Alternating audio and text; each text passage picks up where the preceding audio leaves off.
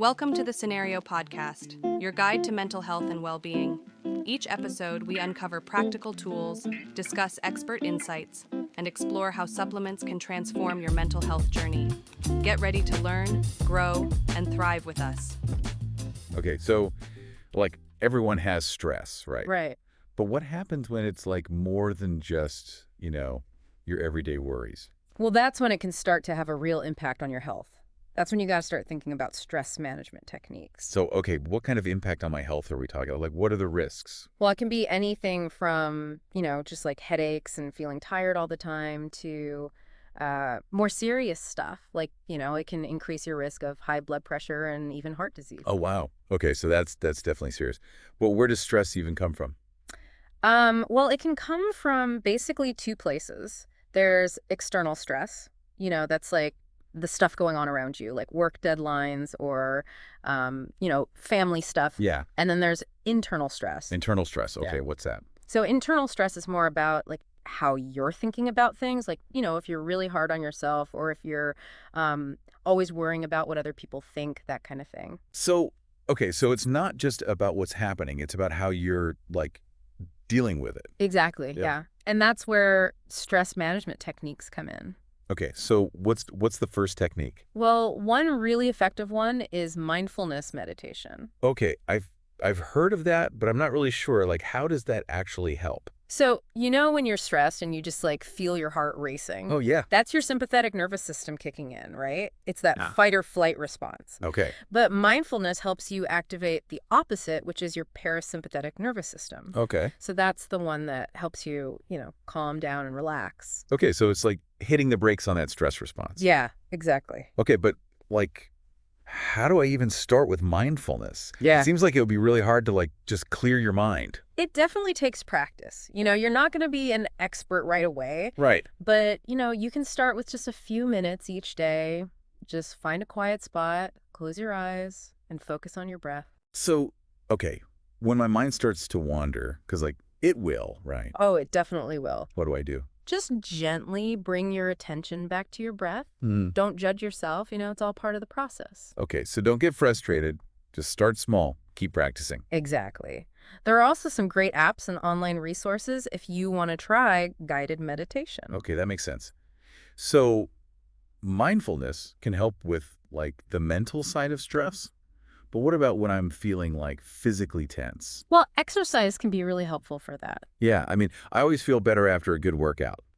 But how does that actually help with stress? Well, for one thing, it releases endorphins, those feel-good chemicals in your brain. Yeah. But it also helps to lower cortisol, which is the stress hormone. Okay. So it kind of tackles stress from both angles, Yeah, that's great. So what kind of exercise is best for stress? Anything that you enjoy and that you'll stick with, really. Yeah, I'm not going to run a marathon or anything. No, definitely not. But even 30 minutes a few times a week can make a big difference. Okay. Some people really find yoga helpful because it combines physical activity with mindfulness. Yeah. Or, maybe try something outdoors like hiking or biking. Right, anything to get you moving. Exactly. Okay, so we've got mindfulness and exercise. What else can we do to manage stress? Okay, so this one you can do literally anywhere, anytime. Deep breathing. Deep breathing. Yeah, sounds simple, right? Yeah, I'm breathing all the time. Well, yeah, but when you're stressed, your breath tends to get shallow and rapid. Oh, yeah. Deep breathing helps to, counteract that. Okay, but how? Well, it activates your vagus nerve. Vagus nerve. Yeah, it's a nerve that runs from your brain to your gut, and it plays a role in, regulating your nervous system. Okay. So when you do deep breathing, it sends a signal to your body to chill out. So it's like hitting the reset button on my stress response. Exactly. Okay, so what kind of deep breathing should I do? There are a lot of techniques out there, but one really simple one is box breathing. Box breathing. Yeah. You breathe in for a count of 4, hold your breath for 4, breathe out for 4, and then hold again for 4. Oh, okay, I can remember that. Yeah. So I can do that before a big presentation or, even just when I'm stuck in traffic. Yeah, exactly, whenever you need to calm down. Okay, that's great. So we've got mindfulness, exercise, and deep breathing. What about food? Does that play a role in managing stress? Absolutely. What you eat can have a big impact on how your body handles stress. Okay, so what should I be eating? Well, There are some key nutrients that are really helpful for stress management. Okay, like what? Well, magnesium is a big one. Magnesium. Yeah. It helps to relax your muscles, and it can also improve your sleep quality. Oh, okay. What else? Omega-3 fatty acids are really important for brain health. Okay. And vitamin D can also play a role in mood regulation. Okay, so it's like, giving your body the building blocks it needs to handle stress. Exactly, yeah. So what if I'm not getting all of those nutrients from my diet? Can supplements help? They can definitely be helpful, especially if you're deficient in a particular nutrient. Okay. So it's like a backup plan. Yeah, kind of. But it's always a good idea to talk to your doctor before starting any supplements. Right. Okay. So we've talked about taking care of our minds and bodies. But what about our social lives? Does that play a role in managing stress? Oh, absolutely. Having strong social connections can be incredibly helpful for dealing with stress. Yeah, I mean, when I'm stressed, I definitely feel better after talking to a friend. But, how does that actually work? Well, when you connect with other people, your brain releases oxytocin, which is sometimes called the cuddle hormone. The cuddle hormone. Yeah. It promotes feelings of bonding and trust. Oh, that's nice. So not only does it feel good to talk to someone, but it's also, biologically helpful? Right. Okay, so it's not just me being, needy. It's actually, good for my health. Exactly. So, okay, are there different types of social support? Well, it can be anything from, spending time with friends and family to joining a club or group based on your interests. Okay, so anything that makes you feel connected. Exactly. Okay, that makes sense. And, what about if you need more than just a friend to talk to? Well, in that case, it might be helpful to talk to a therapist or counselor. Right. There's no shame in getting professional help. Exactly. Okay, so we've covered a lot today. Mindfulness, exercise, breathing, food, and social connection. Yeah. That's a whole toolkit for managing stress. It is, yeah. And the key is to find what works for you and to make it a regular part of your life. So it's not just about knowing these techniques, it's about actually using them. Right.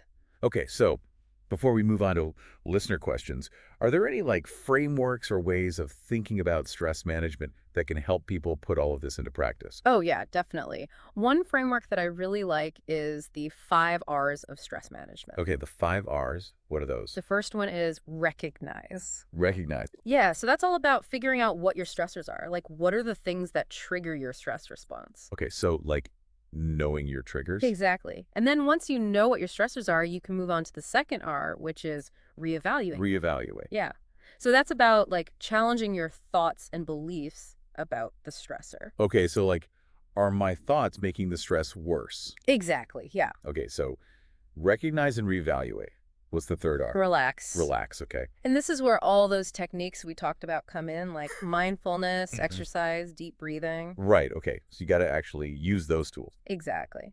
Then the fourth R is reduce. Reduce. Yeah. This is about trying to minimize unnecessary stress in your life. Okay, so setting boundaries and saying no to things. Yeah, exactly. And then finally, the fifth R is rejuvenate. Rejuvenate, okay. This is about taking care of yourself and doing things that you enjoy. So self-care. Yeah, self-care is super important for managing stress. Okay, I love the 5 R's. It's a great way to remember all the steps. It is, yeah. And there's another framework that's kind of similar called the 4 A's. Okay, the 4 A's, what are those? The first one is avoid. Avoid. Yeah. So this is about identifying stressors that you can completely eliminate from your life. Okay, so unsubscribing from those annoying email lists. Yeah, exactly. But of course you can't avoid everything. Right. So that's where the second A comes in, alter. Alter. Yeah. So this is about changing the situation that's causing you stress. Okay, so if your commute is stressing you out, maybe you could try working from home a few days a week? Exactly, yeah. Okay, what's the third A? Adapt. Adapt. This is about changing your mindset and how you react to stress. So learning to be more resilient. Exactly. And then the final A is accept. Accept. Yeah, this is about acknowledging that there are some things you just can't control. Okay, that's a tough one. It is, but it's really important for managing stress. Okay, so the 5 R's and the 4 A's. 2 great frameworks for thinking about stress management. Exactly. Okay, I think I'm ready for some listener questions now. What do you think? Yeah, let's do it. I'm happy to share my insights. Okay, great. So our first question comes from Sarah, and she asks, what's the quickest and easiest way to relieve stress in the moment? When I'm about to walk into a big meeting and my heart is racing. That's a great question, Sarah. And I would say deep breathing is your go-to in those moments. And you mentioned box breathing earlier. Can you remind us how to do that? Yeah, definitely. So you breathe in for a count of 4, hold your breath for 4, breathe out for 4, and then hold again for 4. And you can repeat that a few times until you start to feel calmer. Okay, so easy and portable. Exactly. You can do it anywhere, anytime. Okay, our next question comes from David. He says, I've tried meditation, but I just can't seem to quiet my mind. Any tips for beginners? I hear that a lot, David. It's definitely a practice, and it takes time. One tip that I find helpful is to focus on a specific word or phrase, like peace or calm. So is it giving your mind something to hold on to? Exactly. And don't worry if your mind wanders, just gently bring your attention back to that word or phrase. Okay, so be patient and don't get discouraged. Exactly. And remember, even a few minutes of meditation can be beneficial. Great advice. Okay, our next question comes from Maria. She says, I'm trying to eat healthier to manage my stress, but I have such a sweet tooth. Any advice? Maria, I totally get it. Sugar cravings are so common, especially when we're stressed. Yeah, why is that? Well, it's because when we're stressed, our bodies release cortisol, and cortisol can actually increase our cravings for sugary, fatty foods. Oh, interesting. So it's like our body is trying to give us a quick energy boost to deal with the stress. Exactly, yeah. But the problem is that those sugary treats just lead to a sugar crash, which makes you feel even worse. Yeah, it's a vicious cycle. It is. So the best thing you can do is to stabilize your blood sugar levels by eating regular, balanced meals throughout the day. So don't skip meals. Yeah. And make sure each meal has a good balance of protein, healthy fats, and complex carbohydrates. Maybe that makes sense. And when those cravings do hit, try to choose healthier alternatives. Like what? Well, instead of reaching for a candy bar, you could try a piece of fruit with some nut butter or a handful of trail mix. Okay, that sounds good. And also, drink plenty of water. Sometimes we think we're hungry when we're actually just thirsty. Absolutely. That's a great point. Okay, our final question comes from Lisa. She says, I'm feeling completely burned out. I'm stressed all the time, and I just don't know where to begin. Help. Lisa, I hear you. Burnout is a real struggle. Yeah. And when you're feeling that way, it's important to prioritize self-care and start setting some boundaries. That sounds great, but how do you actually do that when you're already feeling so overwhelmed? Well, start by identifying your non-negotiables. What are the things that are absolutely essential for your well-being? Like getting enough sleep, eating nutritious meals, spending time in nature. And once you know what those things are, start creating boundaries around them. So it's like saying no to things that drain your energy and making time for things that energize you. Exactly, yeah. Okay, and what about when you're just feeling so burned out that you don't even know what you enjoy anymore? Well, in that case, it might be helpful to talk to a therapist or counselor. Right, they can help you figure things out. Exactly. And they can also give you some tools and strategies for managing burnout. Okay, that's great. So those are some fantastic questions from our listeners. I'm sure a lot of people can relate to those struggles. Definitely. And, it's really encouraging to know that there are so many things we can do to manage stress. It is. So before we move on, I just want to remind our listeners about Cenario. Yes. They have some amazing resources for mental wellness, including personalized mental health assessments and a range of high-quality supplements. Yeah, they're a great company that's really dedicated to supporting people's mental health. And they have a special offer for our listeners today, right? They do. They're offering a free download of their ebook called The De-Stress Blueprint. Ooh, that sounds helpful. It is. It's packed with practical tips and strategies for creating a personalized stress management plan. So listeners, head over to Cenario.com and grab your free copy. Definitely. And while you're there, be sure to check out their other offerings as well. Okay, so Cenario.com, don't forget to check them out. And now for a final thought-provoking question before we wrap up this episode. Okay, I'm ready. What small step can you take today to manage your stress more effectively? I love that question. It could be anything from trying a 5-minute meditation to going for a walk to calling a friend. The key is to take action, even if it's a small step. Exactly. You have the power to choose how you respond to stress. Absolutely. So be kind to yourself, embrace the journey, and never underestimate the power of small steps. Great advice. Okay, that's all for this episode of The Deep Dive. Thanks for listening. And remember, you're not alone in this. There's a whole community of support out there. Exactly. So take care and stay well. Thanks for tuning in to the Cenario podcast. Don't forget to visit Cenario.com for more expert tips, articles, and supplements designed to support your mental health. If you enjoyed this episode, remember to subscribe and share it with a friend. Until next time, take care of yourself.